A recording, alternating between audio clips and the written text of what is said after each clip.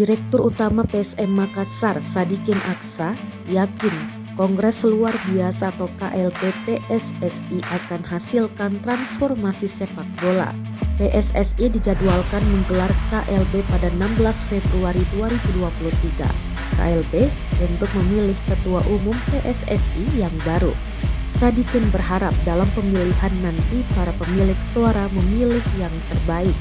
Meski belum ada calon resmi yang bertarung di KLB PSSI, manajemen Sriwijaya FC telah merekomendasikan nama Menteri Badan Usaha Milik Negara atau BUMN, Erick Thohir, sebagai calon Ketua Umum PSSI periode 2023-2027.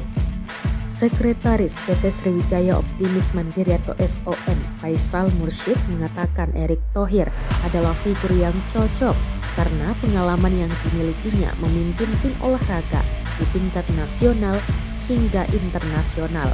Atas dasar itulah, manajemen Sriwijaya FC merekomendasikan nama mantan Presiden Inter Milan itu untuk maju sebagai calon Ketua Umum PSSI periode selanjutnya.